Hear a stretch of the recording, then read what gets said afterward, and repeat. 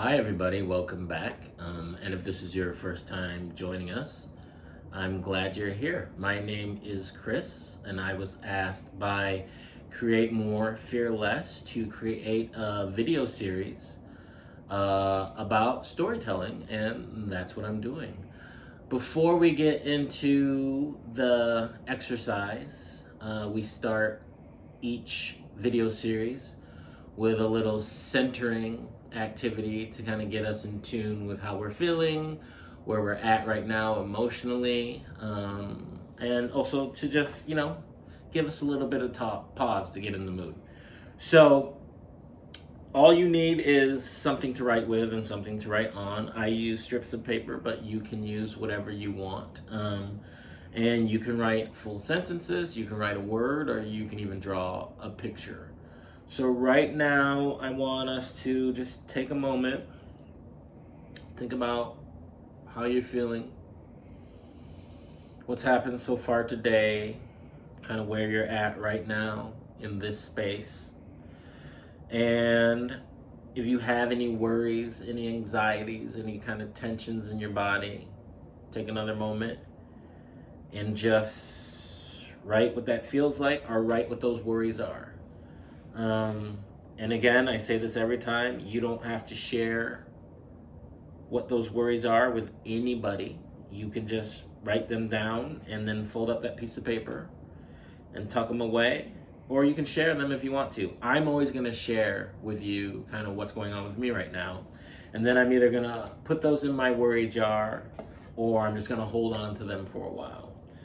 So I've got a little bit of anxiety today, if I'm being honest. I'm actually worried about my dogs right now. I'm worried that they're gonna start barking while I'm doing this video. And that worry is actually creating anxiety in me about that. So I'm just gonna write down dog anxiety. I understand what it means. That's all that's important. So we got that right there. And then another kind of feeling I have is I'm just feeling in general a little bit frustrated. I haven't been sleeping that well, and my whole body just feels a little tense, which tells me that I probably need to exercise a little bit. So I'm just going to write down a little bit of frustration. A little bit of frustration. And again, I don't really know what I'm frustrated about. I think it's because I haven't been sleeping very well. And I've been in a bit of a mood lately. So I have a feeling that's going to change. So I don't think I actually need to hold on to any of these. My dogs are going to do what they're going to do. If they bark, we'll all survive. We'll get over it. Some of you might even laugh. And then my frustration that I'm feeling, I definitely feel like I can let go of that. I can work on letting go of that by the time that this video is done. So I'm going to put both of these into the worry jar, just like that. One other thing that I like to do before we get started on the exercise is I like to take a mood temperature. Just kind of where you're at mood-wise. And I kind of already said, but I'm a little bit I'm not in a bad mood. I'm definitely not in a bad mood, but I'm not in a good mood either. And I'm a big believer in not pretending like you're in a good mood if you're not, okay? I'm not one of those people, all right? Feel how you feel. I'm definitely a champion of feeling how you feel. So I'm gonna say I'm just kind of in the middle. I'm just kind of in the middle. And then we're going to check back in at the end of the exercise and we're going to see where we're all at.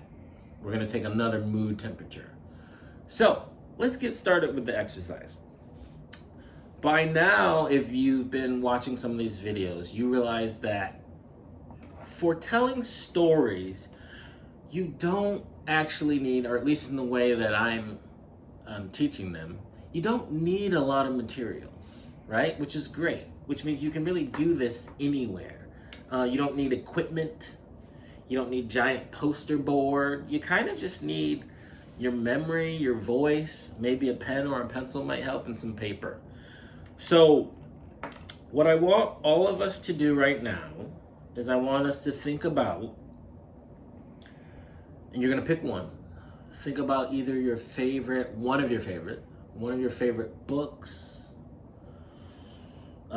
movie, television show, or maybe even a play that you watched. You can also do like a comic book. So take a moment and think about that.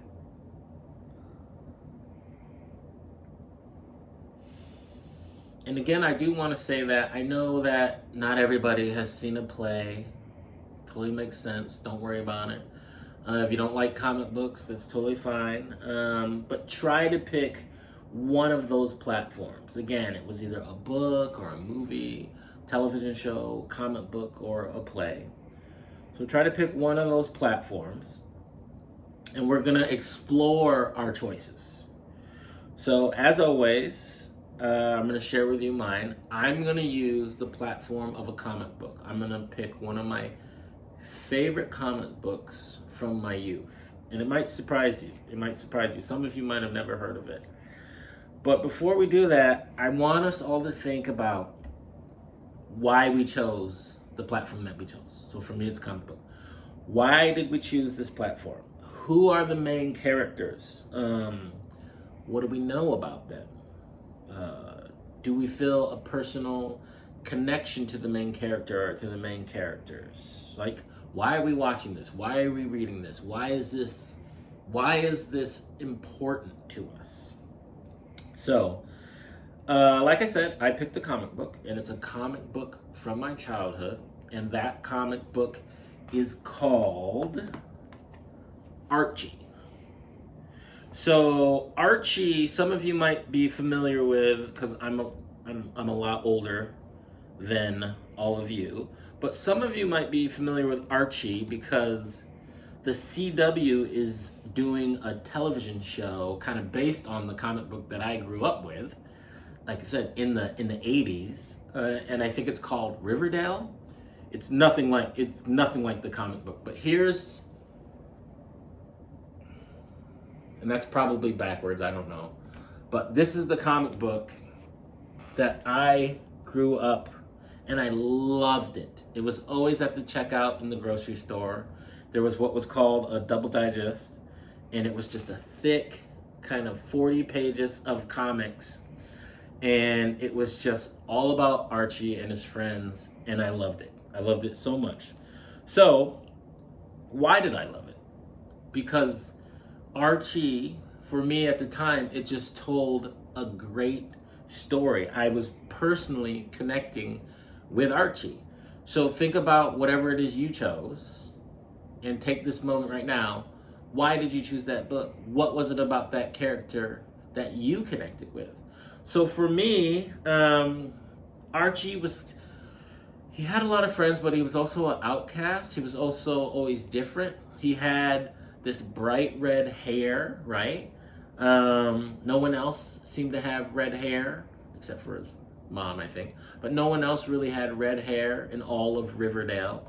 And for me, in East Lansing, Michigan, when I was growing up, I had a big afro. I loved it. And I was one of the only ones in my class that had this afro. So I was standing out, right? Archie had his red hair. I had my afro. Archie would also get into like so many hijinks. He was always trying to go on some adventure and just failing miserably at it. And that was another thing that I could relate to. I was very, as a kid, I got bored really, really fast. And I was always I don't want to say I was getting into trouble, but I was always trying to do something new and different. And I was always up for an adventure, always up for a camping trip, always up to explore. And sometimes it didn't go well. So just like Archie, I was kind of always exploring my city and getting into hijinks, like I said before. The other thing about him is he had a great relationship, and I've talked about this before, But Archie had a really good relationship with his dad. Again, this is just a comic book, right? But that relationship with his dad stood out to me, and I once again connected, because it's all about connection. It's all about relationship. And the reason why I'm telling you this right now is because whatever you picked, whatever it was, if it was a book, if it was a movie, if it was a television show, again, a play, comic book, it doesn't matter, because they're all stories. They're all like character driven. They're all stories. Stories that you either relate to or stories that you don't relate to. And if you don't relate to them, you probably didn't like that movie, and you probably didn't pick that movie, right? We tend to pick things that we relate to the most, that we have a personal connection to. So, oh, I thought my dog was gonna bark. Gus, I'm recording. Don't embarrass me. So, I just want you to really think about that when you're starting to develop your story and what your story is about. Think about those movies that you love, that you grew up with. Even though your story is real, you can still learn about a lot about yourself, a lot about what good storytelling is, by thinking about those movies or those books that just meant a lot to you. Because when we're developing our stories, we want to speak to people. We want to speak to the people that are listening to our stories, right? That's our audience. We want our audience to feel a connection with us, to relate to what we're saying in some way. Those are the best stories in the world. The ones where someone in the audience is like, oh my God, I had a similar incident, right? And those people will always find you when you're done telling your story. And that connection that you have with them just feels so good. So it's really what I want to remind you of, is just finding that connection. So think about those books, those movies, those television shows that you love. Think about why you love them so much, why you love those characters, why that story means so much to you. And when you are starting to prepare your own story, when you are getting ready to speak in front of an audience, make those connections again. You can do the exact same thing that these movies and these books do. Trust me. Okay. So that was a quick one. That was quick and simple, right? So we're done. But before we go, like with everything, we're gonna take a mood temperature. So I think for me, I said I was like in the middle. I wasn't feeling bad. I wasn't feeling great. Right now, my mood is a little bit elevated. I'm not gonna lie. It feels a lot better than it did at the beginning of this. So that's where I'm at. I hope you're feeling better if you weren't feeling so hot before, or I hope you're still feeling good if that's where you were at. I'll see you next time, and thanks again for joining me. Bye.